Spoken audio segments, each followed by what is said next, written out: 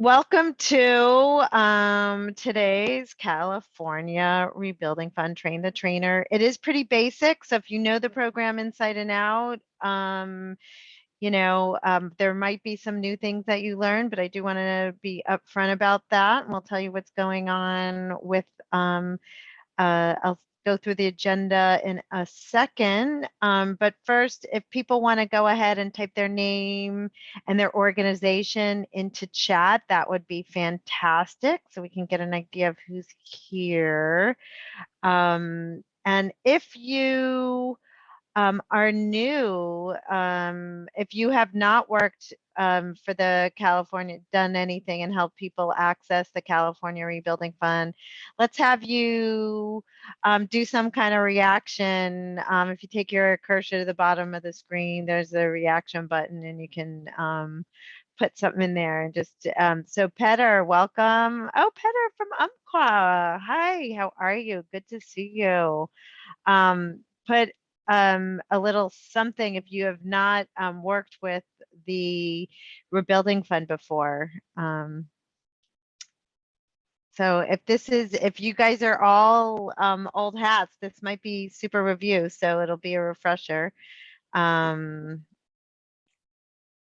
have a couple new people, great, and it's great to see so many people. We're really happy to have you, and I think we're about halfway to the registration. I'm guessing people might be meetinged out this week. I don't know for you if it was anything like if your week was anything like mine. We were back to back a lot. Everybody trying to squeeze in things before the holidays, so. Great.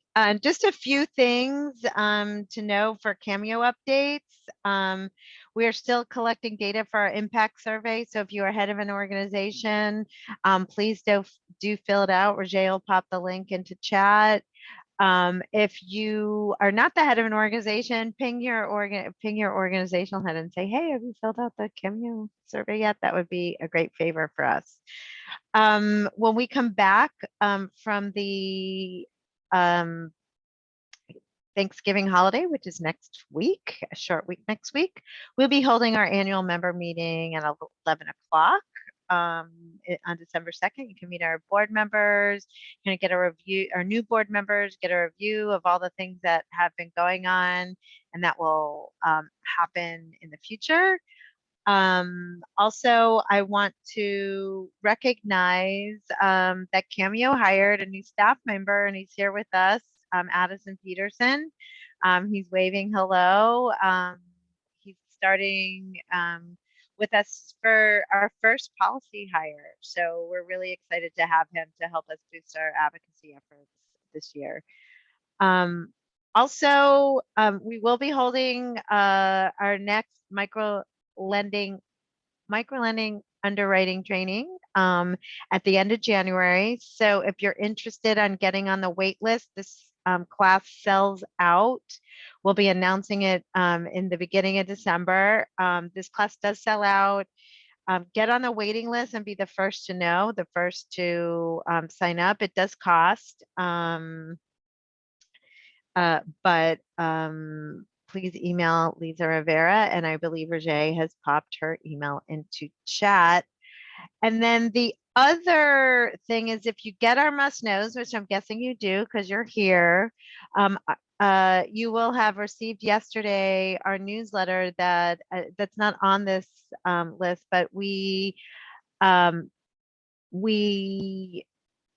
RFP for our members to translate some of their curriculum into a different language.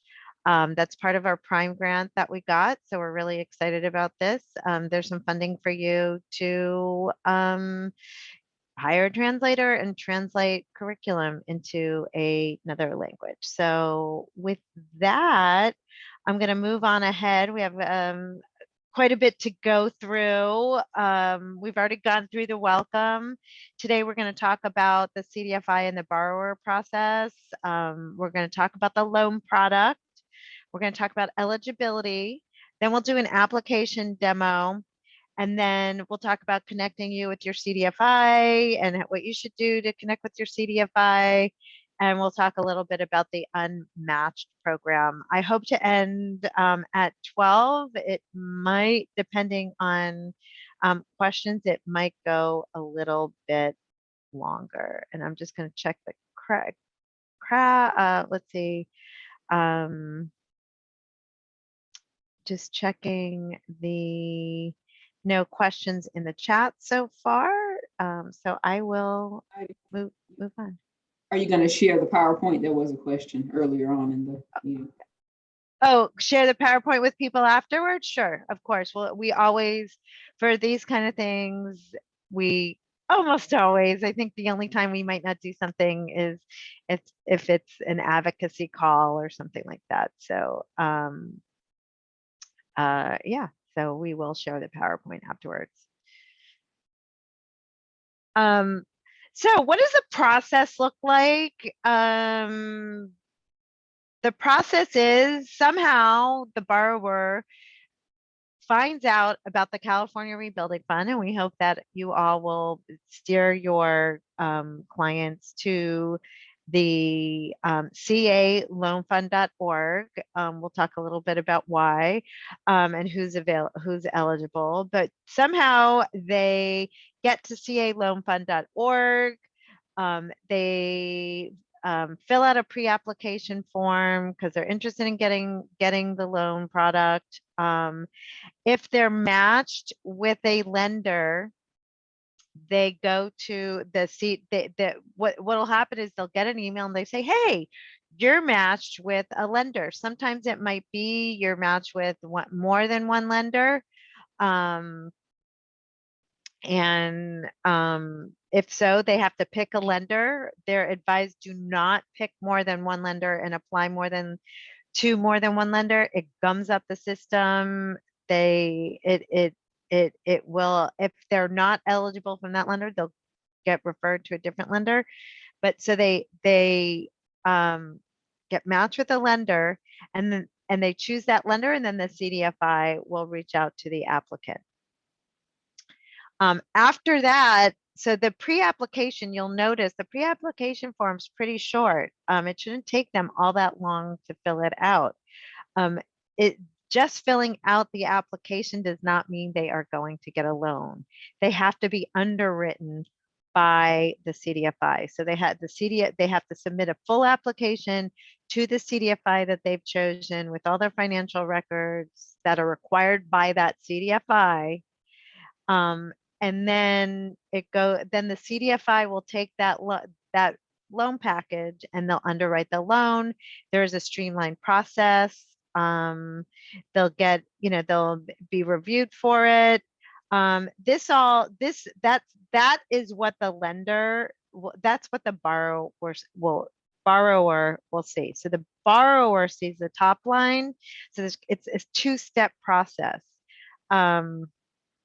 The borrower fills out the application, and then if they're matched and eligible to apply for a loan, they will get underwritten. Rob, you'll have to hold on a second. I see your question. Then the second row is kind of what happens with the CDFI. The CDFI does the internal review process.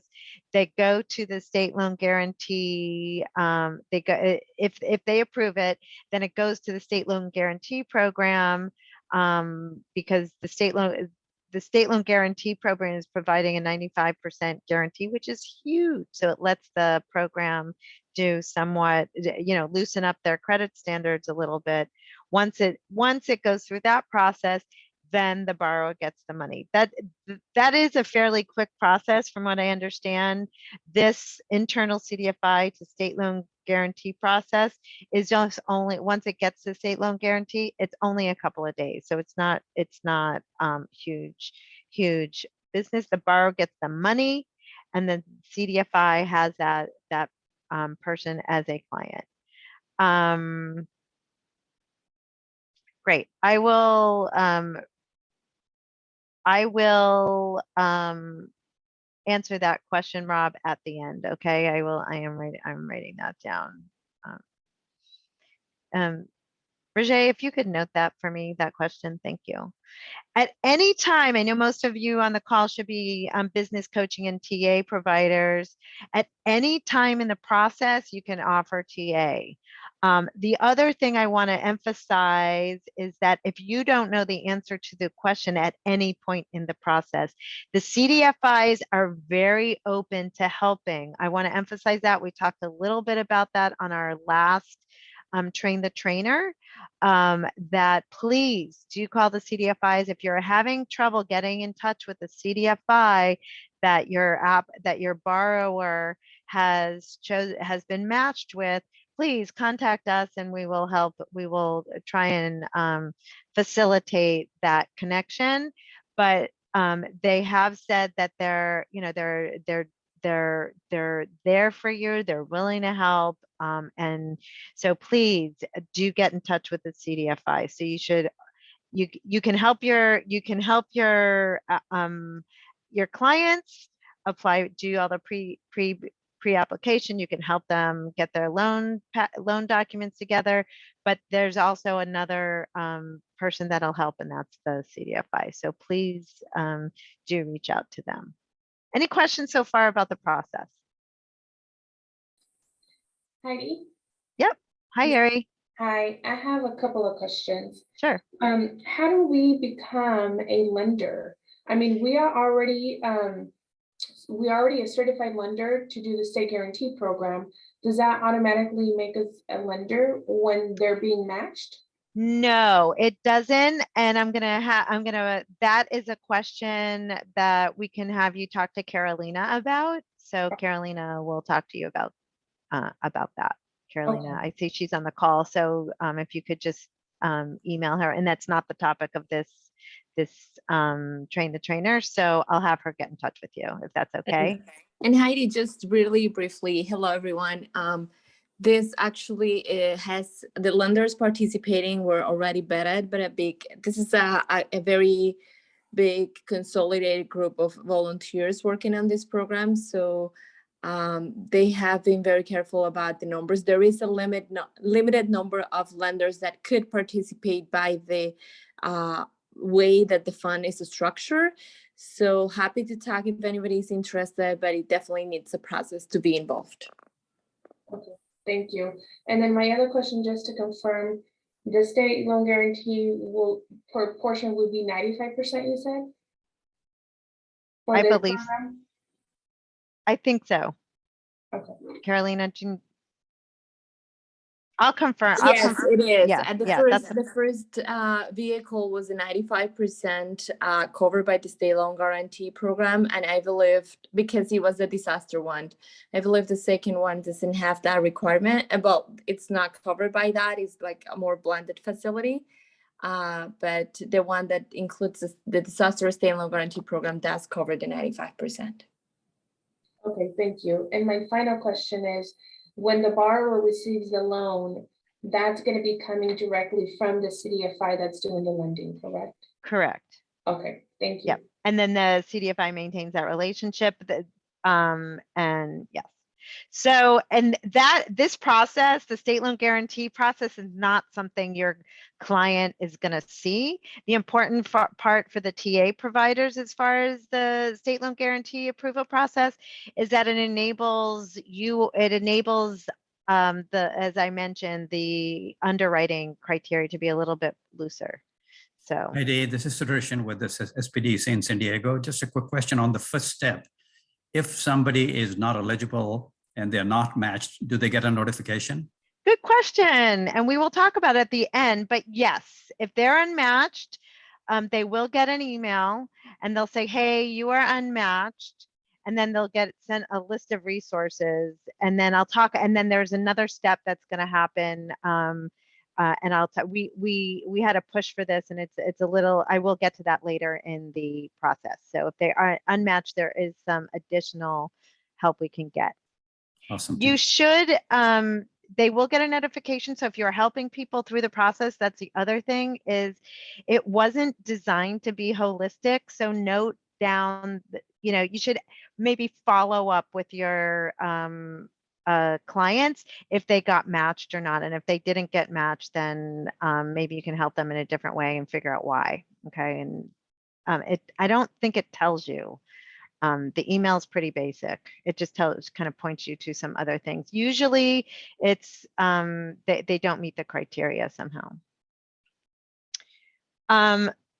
Okay, so if there's no more questions about the process, I'm going to go on to the loan product. The loan product has mostly stayed the same. The loan amount is 100,000 or up to 100% of average monthly revenues for 3-month period prior to the COVID outbreak. It can be any 3-month period from 2019, excluding December, or January to March 2020. So you just take the revenues and take the average of 3 months. And if it's the max loan is 100,000. So there is a max of 100,000. So if that average is 125,000, then the max they can apply for is 100,000. So that's a loan amount. Questions? No, I'm gonna. Heidi, I do have a question. Yeah, So yeah. If it's a successor business who took over an existing business, let's say in February of 2020, what information do they have to provide, particularly in the case of sole proprietors who might have bought a business, let's say in February of 2020? They may not have all the detail from the previous owner.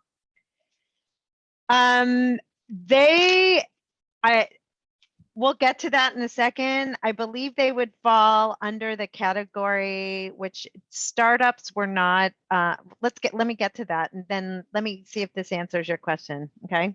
Okay, sound good. Heidi, just to clarify, the 100,000 or the up to 100% of the monthly revenues, it's whichever is less. A max of 100,000. Okay. Yeah.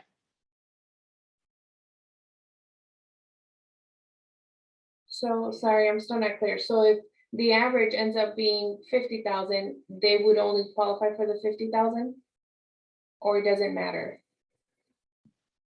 I am going to. Because sometimes they may say, "Well, I need $100,000," and they Right. may apply for 100, but if they don't meet that, They don't. Right. They don't need that. Yeah, Heidi, to my knowledge, it's Chris Horton. It's gonna be that 50,000. It's Whatever gonna be their the 50. average is. Yeah. Yeah, I was gonna say it's whichever's less, Jerry. Whichever's less. Thank Okay, I will put that on the slide before we send it to you.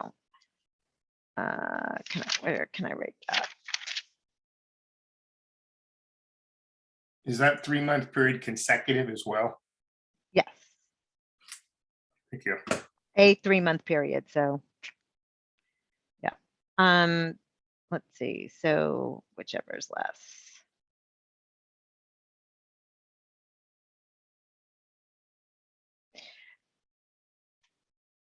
Glad I have my experts on with me. Loan product, the interest rate piece, 4.25 fixed interest rate based on its the Wall Street Journal Prime +1. I've marked in italics things that are new for now rather than when the program started. And that's zero. There is a 0% for SF borrowers. So if you're in the SF in San Francisco, there is a 0% product. This is the same as it's been. The terms, it's 60 months. You can either do a 5-year or there's also a 3-year product. The cool thing is that the first year is interest only, and then over the rest of the loan gets amortized over the next 4 years. So interest only for the first year. So this is a very attractive product. Low interest rate for business loan, decent amount of money, and the idea that this product is going to help in the long, this is a long-term recovery product. There is no prepayment penalty if borrowers end up prepaying early, which is a great thing. And there's minimal third-party fees. About up to 250 can be capitalized into the loan, but that's it. Application fees, credit reports, UCC filing fees, those kind of things. Those can be capitalized into the loan and paid by the borrower, but that's it for the borrower fees. All the other fees are paid by the program. And I see a question in this chat, 0% is for SF only, other Bay areas such as Santa Clara, et cetera, is not included yet. There was separate funding that the city/county of San Francisco put in. So I don't know if there's talks of any other products. If there are, we will definitely let you know. So. Heidi, I have another question. Yep. Is there a state loan guarantee fees for this loan? There are, and they're paid by the program. Nice, thank you. All right, what can you use the product for? Working capital, payroll, operating, emergency and maintenance, property taxes, supplies, rent, et cetera, et cetera. You cannot refinance existing community lender loan, but you can refinance high cost debt. So somebody who has one of those terrible predatory loans, you can use this to, if for some reason one of your clients comes to you and got sold a bundle of goods that was too costly, you can refinance that. The other, a UCC lien is filing is required, and a personal guarantee is required for individuals that own more than 20%. Any questions?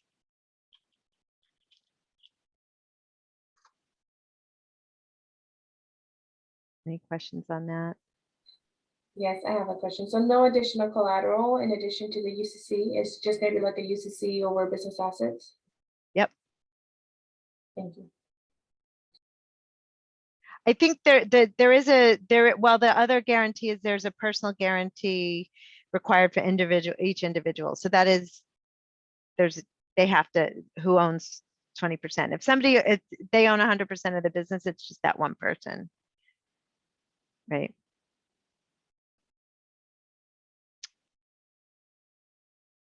What is your role as a TA provider? Your role as a TA provider is to undertake a rough partial initial assessment vis-a-vis the eligibility requirements. Is your client eligible to apply for this? Then you can support the application process. You can help them with their financials when they have to submit their documents to underwriting. If they're unmatched and you know that they got unmatched, you can help them figure out how to improve their chances. Connect with your CDFI and the lender to help provide some assistance. And as I mentioned, the declined, I should say unmatched applicants instead of the declined applicants. Well, actually, no, I think it's declined applicants. So remember, there's unmatched to a lender. There's also once one of your clients gets matched, that doesn't mean they're going to be given a loan, right? That was a pre-application. They still have to be underwritten. So when they go to a CDFI, the CDFI might need to decline them, might decide not to underwrite their loan. So you can help them again with whatever it is that they might need help, so they become, you can give them credit assistance so they become loan worthy. I'm going to start with the eligibility requirements by saying what's ineligible, because then if they're not part of what we like to say, if they're not in an ineligible industry, you'll see why.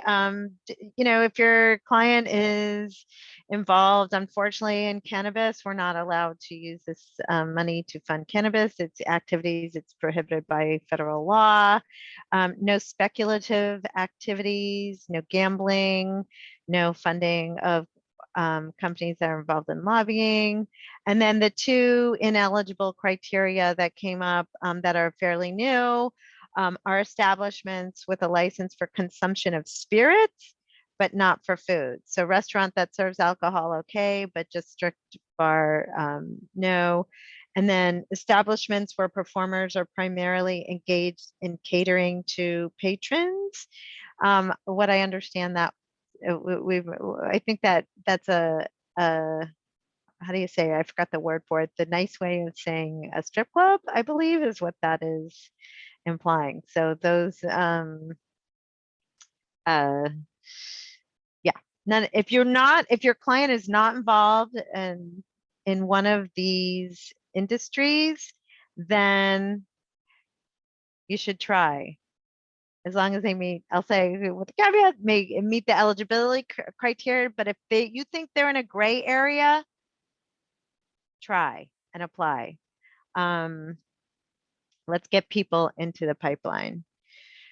So what are the eligibility requirements?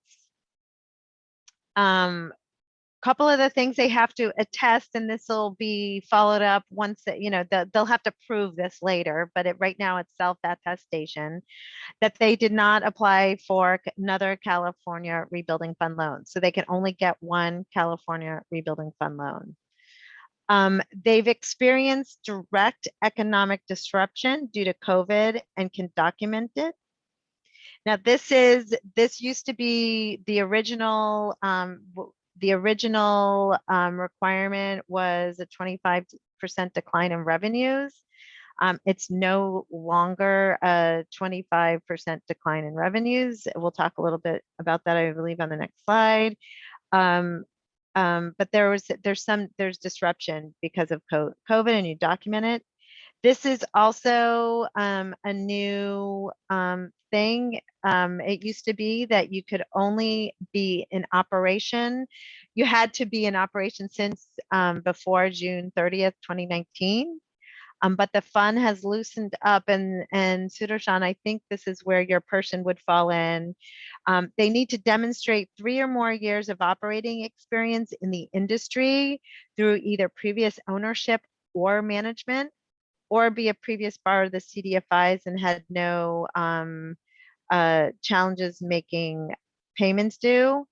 And that does not include deferrals that people did a lot of deferrals because of COVID. A lot of the lenders deferred people's loan payments, and that does not include those.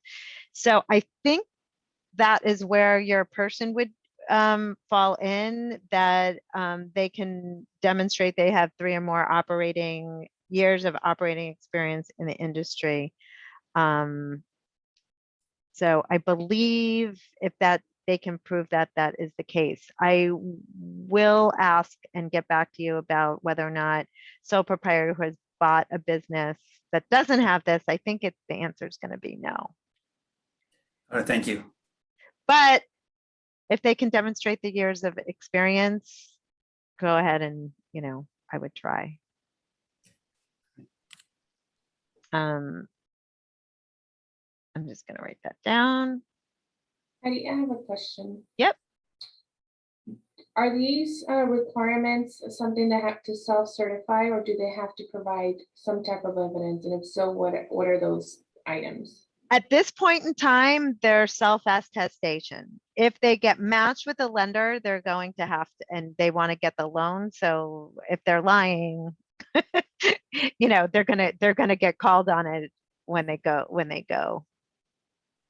apply for when they get matched, right? So, but at this point in time, they do not have to provide any documents. Thank you. Business size, it has to be, this is pretty self-explanatory, 50 full-time employees with gross revenues of less than 5 million, pretty self-explanatory. Profitability, we sort of touched on this. They can demonstrate a decline in revenue since January 2020. As I mentioned, it used to be when the product first started, it started back in November, about a year ago. Right around this time it was announced. It was a 25% decline. Now we are looking, I hear 10%, I hear decline, just has to be a decline. A great point was brought up this last Train the Trainer was that remember, we're looking at revenues here, and that's part of the governing. These are the governing docs of the fund. It says revenues. They are looking at whether or not an increase in expenses could be used. So looking more at the profit margin, because we all know, like, people are having supply chain issues, prices of goods, prices of goods. I believe, Brian, that's 2019.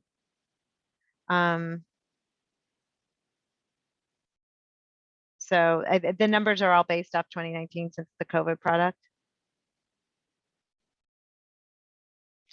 I will check the governing docs in a second, though. Yes, they're not 2019, Heidi. Thank you. Thank you. So we are looking at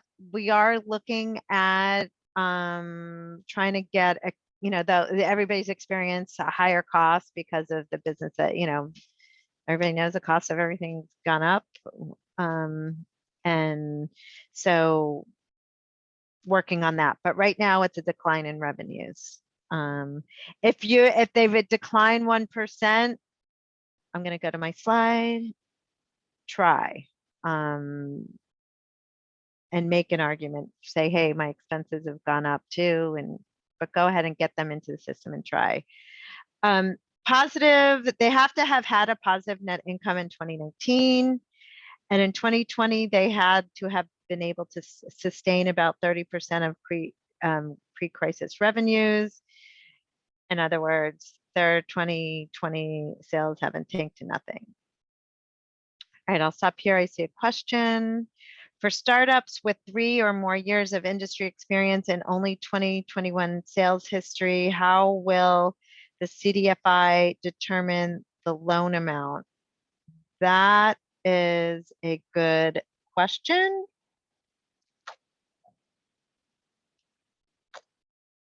And I will have to get back to you on that one. Similarly, Heidi, when one is looking at any consideration of costs having gone up, I think in reality, costs started going up in large part in 2021. Yeah. There was some increase in 2020, but not as much as in 2021. Right. Yeah, that has to be changed in the governing doc. So right now, we can't worry about expenses, but that's a good point, and we'll make that point. At some point, the governing docs, right, are going to have to change, I think, the time frame a little bit. So I hear what you're saying. But Heidi, I would think that anyway, the 3-month average sales applies for 2021. They can just select any 3-month period to determine the average revenue size. Yeah, like put it through and try. It's not that long of an application. We're gonna I might not have time to show you the demo. We'll see. If not, I will give you the exact time and place to go look at it. All right, and then debt, monthly business debt service, business revenues have to be less than the percent of monthly business debt service to the business revenues has to be less than 25%, and revenue refers to average monthly for 2019. So they're going to take 2019, average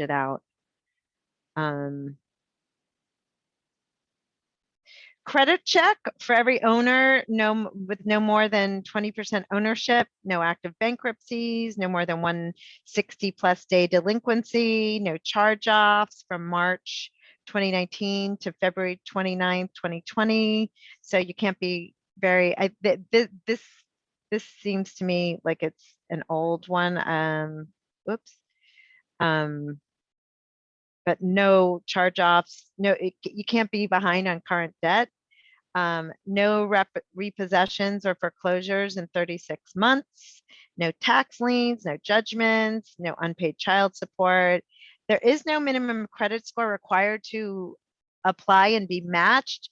However, each CDFI might have their own preference to the credit score. So but if you think everybody, all these things, they're going to be able to do it, try. Fill out the pre-application. You can, when you're going and helping your clients, if you want to find out where to get more information about calculating revenue from tax returns, P&Ls, bank statements, you can go and watch our November 12th Train the Trainer, and Roger if you could pop that link into chat for me. It will tell you how to do that. We did that last year. Thank you. And then the December one talks about reading a credit report for these eligibility criteria that we show here, as well as calculating the debt eligibility criteria. That's this debt. We don't have time to go into it today. So, but we do, if you watch those, that's where that information will be if you want to go through and do that. So the application questions, no documents are required at this stage. This is basically the types of information that they're looking for. How much do you want to borrow? How will you use it? The business type, business information, contact information, revenues and profits, number of employees, estimated 2020 revenues. I think they still say, I think he said it didn't change. So do you have a business plan, some demographic information, and personal credit score? So this is the stuff that you need to look at on the application. So it's not a lot of information up front. So I'll just go back to try. Trying to channel Michael Rappaport here. Can individuals with ITINs apply? I believe so, Yes. but thank you.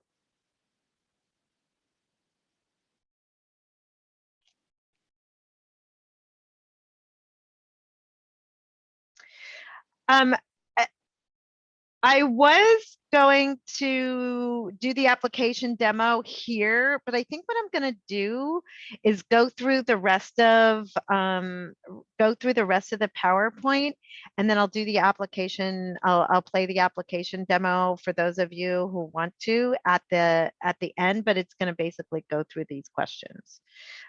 So I'm going to come back to that, and then we'll stay and answer a couple of questions if there are any. Connecting with your CDFIs, these are the lenders who are currently participating. There's a list of them. You'll obviously get them. We also have a document that I will stop share and I will pop into chat. Let's see.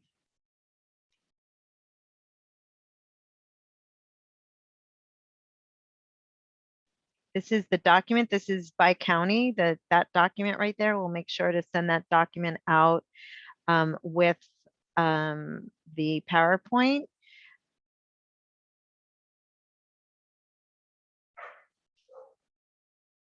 Okay, and I'm going to continue sharing. So if you don't know these lenders, that document will tell you who services your area, and you can get in touch with them if you need an introduction. We will try and do our best to connect you with those people. So this is just a list of them. Oh wait, I'm not sharing my screen, am I? Hold on.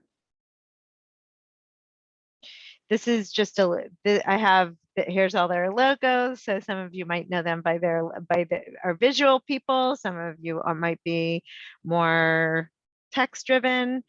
This is the list of the lenders. There might be, I don't know if I haven't heard of any new lenders. I think there were one or two that might have been vetted, but we will let you know, of course, if there are more lenders. And they're also on that caloanfund.org. caloanfund.org, really simple to remember. If you scroll down, you'll see all the lenders who are participating. And again, that document will tell you who's working in your area. So is your target market covered? This is just a map. Is your target market covered by at least one of these CDFIs? There are several who are serving statewide, so every piece should be covered. And if you don't, when you have hopefully you do have a working relationship with the CDFIs in your area. If you do not, please, we can try and facilitate that. Do you know that, well, I'll just leave it there. And then don't be shy about calling the lender for help if your client is, once your client is in the pipeline. There was a question earlier about what happens to borrowers who at the very beginning of the applicant, they fill out the application and they're not matched with a lender. They will get an email. They says, hey, you can go to, I'm going to stop share for a second and I will take you to the CA Loan Fund website. And I will share that. They will go there. They will get basically a link to this page.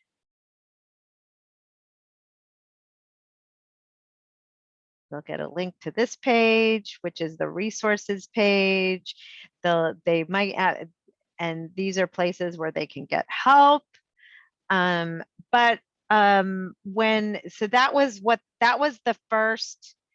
was what happened in November, because the idea for this program was, hey, let's just match people to lenders and let's just get people funding. Something that it's Cameo, and I want to give Carolina a lot of credit for this. She's like, wait, that's not good enough for our clients. These people are, having, they get turned down for this loan. They need help. Everybody's applying for everything. People need help. People are desperate, and the COVID's been devastating for a lot of people. So what we've been working on for the last while really trying to work around all the privacy issues in California, we finally were able to get what we are calling our Unmatched program up and running. It's not ideal, but it's the best that we can do with the resources that we have. I'm going to, again, share my screen. We have a bunch of organizations that have said, hey, I will help with unmatched borrowers. And what we're doing now is we're sending out a monthly email for all approximately right around now, either today or Monday, I believe, around the 20th of every month. The Connect to Capital website is sending an email to all clients, all applicants who are not matched with a lender, saying that, hey, you can do one of these 3 things, and they're sending them an email. One of them is to go to Kiva. One of them is to go to fill out a short Cameo form. And I can't remember the third thing. I think, so one of them is to go to Venturize, I believe. So they get an email. Again, it's not ideal. Ideally, we would have loved to have gotten the data directly and been able to send business owners email. But because of California's privacy laws and the opt-in to share information was not included up top, that can't happen. And so we can send them one email. And so that's what we're doing to try and give them another nudge to get help from somebody. So these are the organizations that have volunteered to participate in the Unmatched program. We think of it as a possible lead generation for your centers. If you want to participate, it's you can, Rajay, if you can pop your email into chat. If you're not one of these organizations, which you might not be, please email Rajay and we'll start the process. You have to sign in. You have to sign an MOU, which basically says, it says you're not gonna contact them once and then, and see if they want help, see if you can help them. Once they opt into your services, they're yours. But until they do,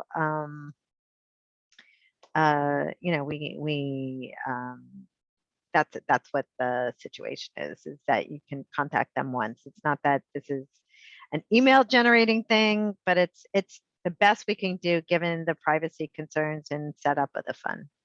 So, but we were really excited about this. The volume isn't huge.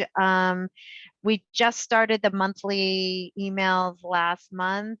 We'll see what happens in the next couple of months. And frankly, the volume on the platform isn't huge, so we could definitely use help getting the word out. And I'll post the marketing toolkit into chat in a moment. But I think that's all I have.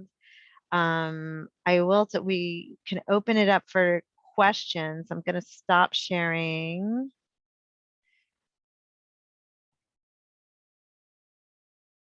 And if anybody has any questions, we'll entertain them. And I will get that marketing toolkit link for you.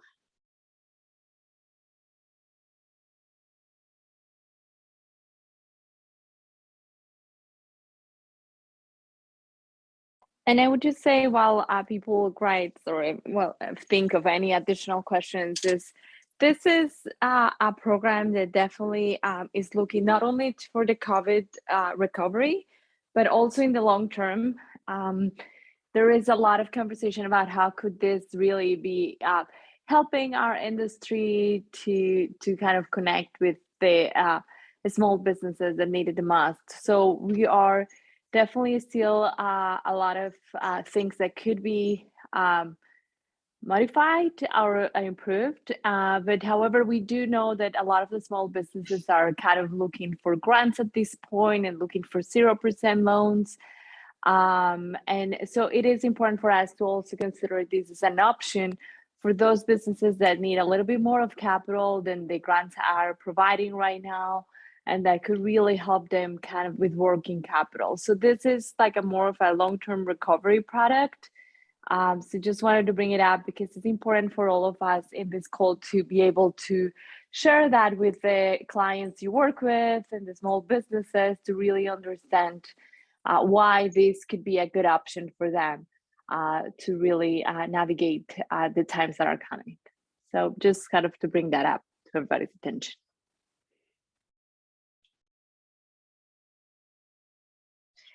The other thing I want to mention is that there is a Wednesday, once a month Wednesday call. I think it's in the middle of the month. It was just this Wednesday.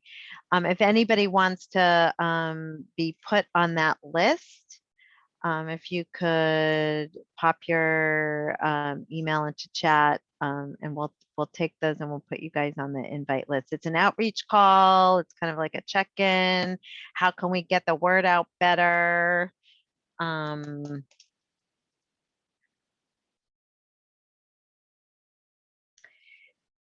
There is, Bill, there is information. I don't know what the current exact stats. Last time I heard there was about 800 loans being made. Average loan amount is about $65,000. You can check that out. Very high percentage women and people of color. So if I given the average and 8, you can kind of do the math. I don't have, that's about a month ago, that those numbers. So that's definitely gone up. Yeah, Carolyn, did you have any updated numbers? No, I think those numbers are correct. And also just was going to add that it's been over 50 million disbursed to date. And they announced an additional 56 million. So, so there is still capital around for small businesses. Yep.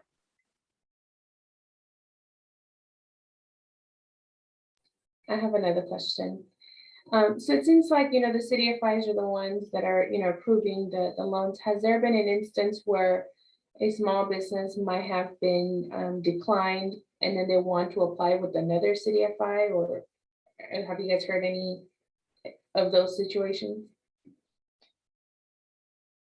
Sorry, I was answering a private chat. Can you repeat your question, Gary? Sorry. Yeah, no worries. If somebody, it seems like the CDFIs are making the approvals of these loans. If somebody gets denied, can this borrower try to apply to another CDFI because they believe that they should be approved? Or have you heard of any special cases like that? Caroline, I believe that the CDFI will make referrals if they're not applied. I don't, Yeah, I think it's just mostly I think in the system they it kind of takes you out of the system once they're matched and they're working with a CDFI. So the way that it's been working, from my understanding, is that the lenders have been referring to others, other lenders participating, just to kind of keep them on track. The referrals are coming within the network. And also the other option is sometimes a small business might not be eligible for that specific product, or once the participating lender sits down with the small business owner, they realize it might not be the right product for them. Mm-hmm. So there is also the possibility to just offer any of the other products that the lenders have for the small business. So there is different options. And as long as there is, like, obviously a concerted effort to provide the capital the small business need, if it's the right product, that counts as part of the goals and achievements that the fund is looking for, but it does not necessarily need to be through that a specific product. And then what they don't want you to do, is so you're matched, and you get matched with 2 or 3 lenders, is submit an application with all 3. That will totally gum up the system. So, and it'll delay the funding and all that kind of stuff. So. All right, I am gonna, if there's no more questions,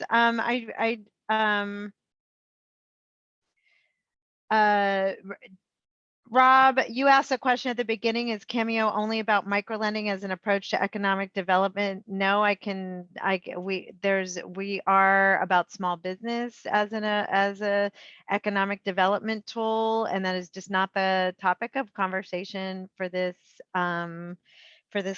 class, but for this webinar. So, but I will pop into chat a resource that you can go to read about our approach to economic development, which is our LEAP toolkit.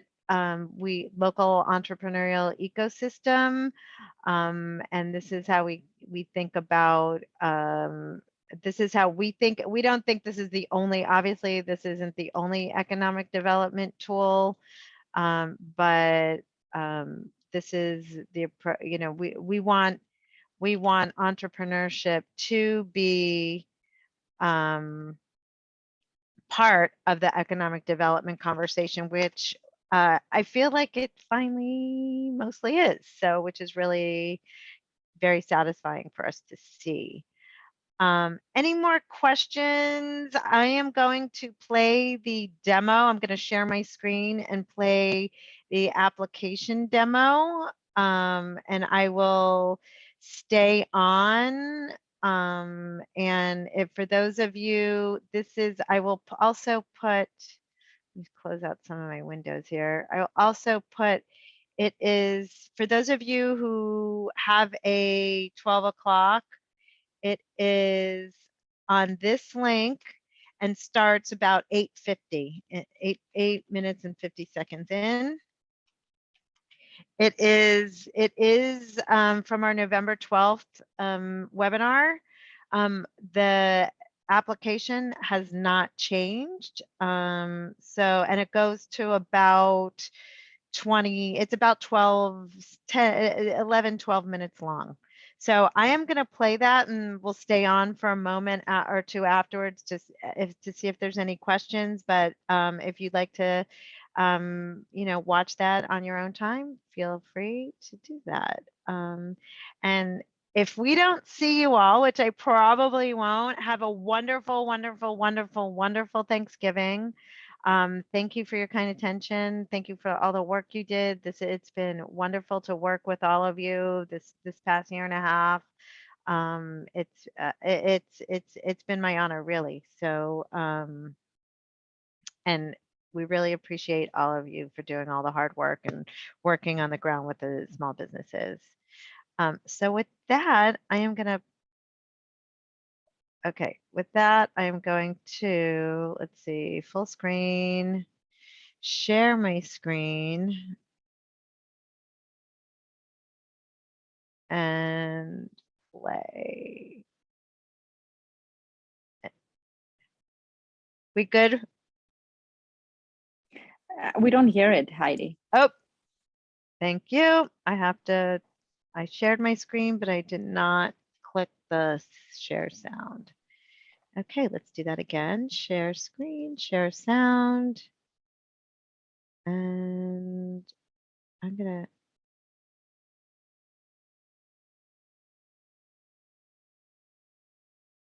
share and hit, let's go back a little bit.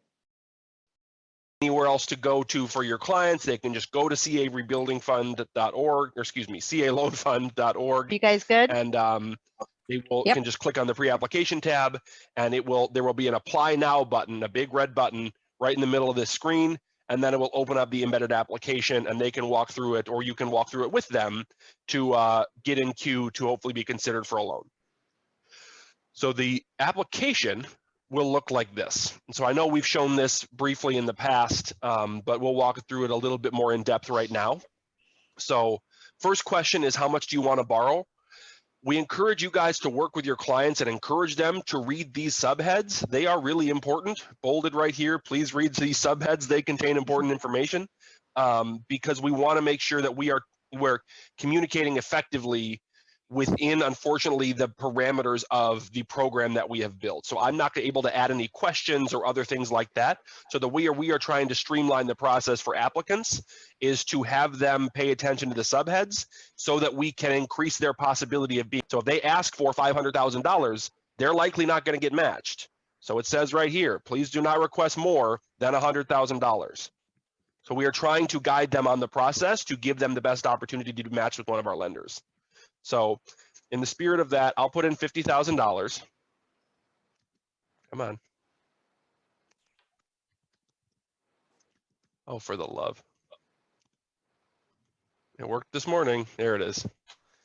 How do you plan to use your loan? We say, please select working capital. This is a working capital loan. Most of our lenders have opted into not filtering just for the working capital one, but we want to reiterate to our applicants that this is a working capital loan. We understand some businesses don't understand what working capital means, or I want to use it on payroll. I don't see payroll here, so maybe they'll select other.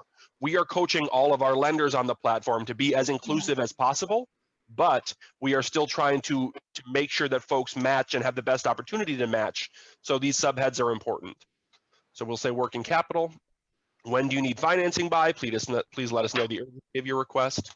So within 1 to 2 months, we'll say Dan's Cameo test. You need to have been in business by June 30th, 2019 to be eligible. So startups are ineligible right now. Folks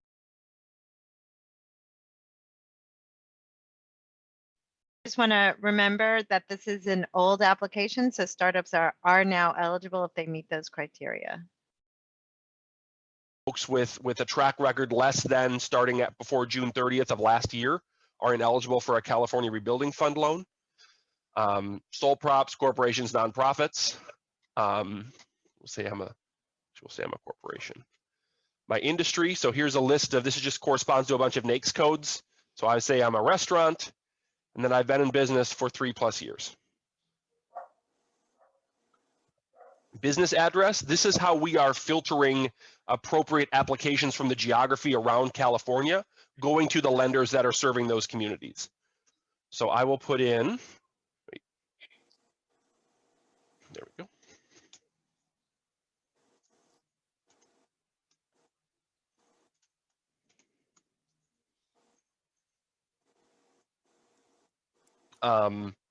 So your main office or headquarters of your business must be in California to be eligible. The loan must be used to support a California operations for the business.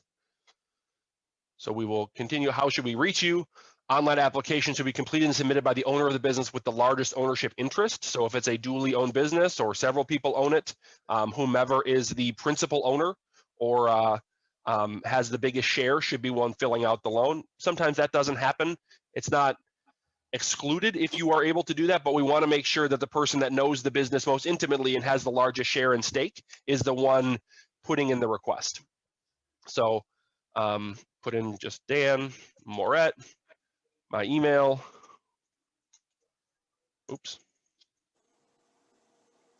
phone number, and then how they would like to be contacted. So email or phone. So I'm going to say email, and then what time. So I prefer emails in the evening because that's when I can focus on my email, whatever. So this just allows the lender to reach out at the time most appropriate for that borrower and hopefully have a better shot at connection. So what are your total revenues last year? So applicants must have realized gross annual revenues less than $2.5 million in 2019. So we'll say my restaurant made $500,000 last.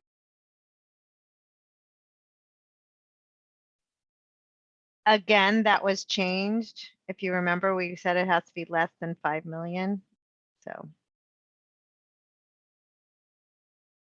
last year, did I earn a profit? Yes, I did earn a profit. If so, what was my profit? Applicants must have demonstrated a positive net income in 2019. So we'll say I made $50,000.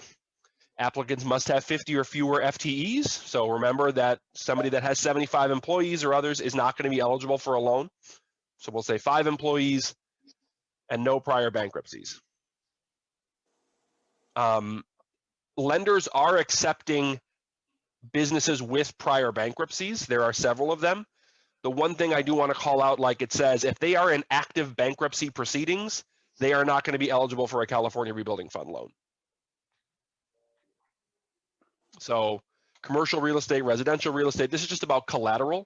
So this is a secured loan. There would be a UCC filing taken out against business assets, but there isn't a specific piece of collateral that is required to access a loan.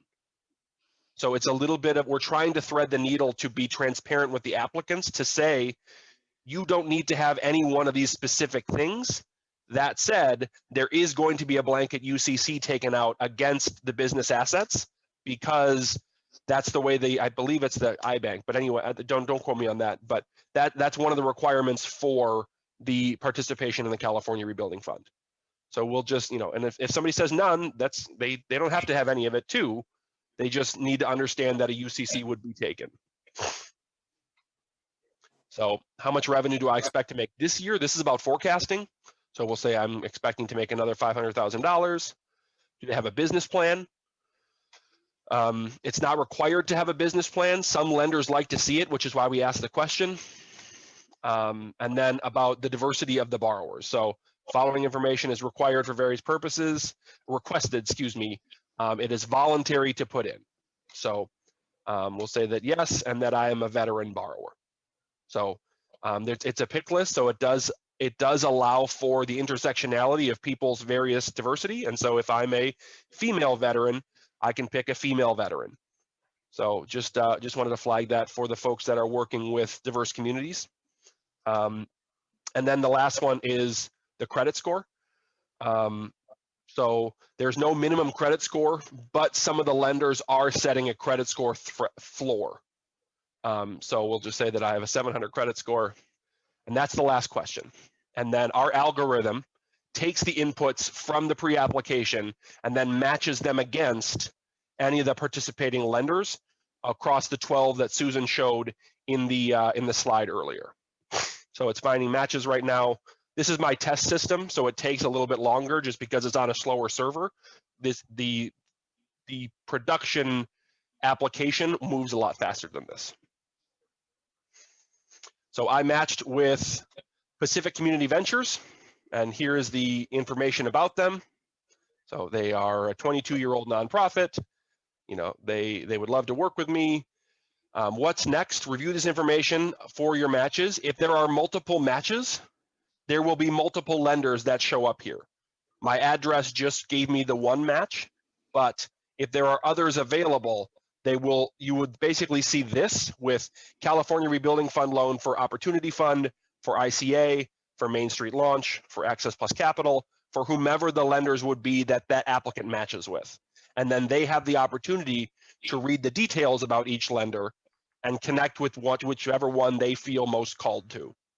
Dan, we have a relevant question on that. Two matches. If they can they apply for two lenders? Can they to see who gives them the money first?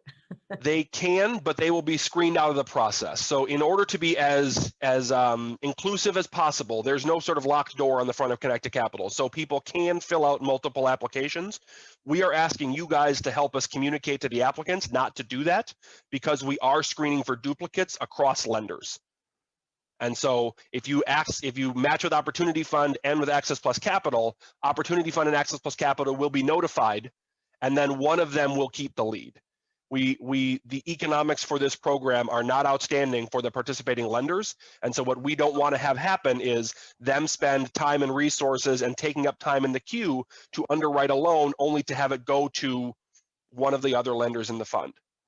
So we are trying to be respectful of their capacity, and that also then speeds throughput for applicants to be able to match as quick as possible because they're not wasting time on folks that they're not going to end up funding. So what will happen is they will show this screen with their connections, select the product and the lender that best meets your needs and click connect. Once you connect with the lender, your information will be transferred to that organization and they will follow up with you as soon as they are able. Remember that this might take several weeks.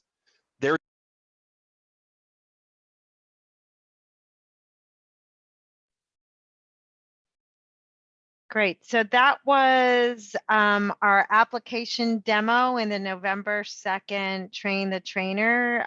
You can go ahead and watch the rest of it to see if there's any other information. So it goes from about 8:50 if you need to point that to other people to approximately 18:56. So it's about 10 minutes long. You could see the application isn't very difficult to fill out, right? Thank you, Brandy. Happy Thanksgiving. it took Dan 10 minutes to fill it out. It might take a little bit, you know, if somebody has to figure out some of these other things, their profit and stuff, if they're just not financially savvy, then that might be something to help them with, but it's not super, it's not a long thing, and there's no documents, but as he said, that you will have to provide documents to get underwritten.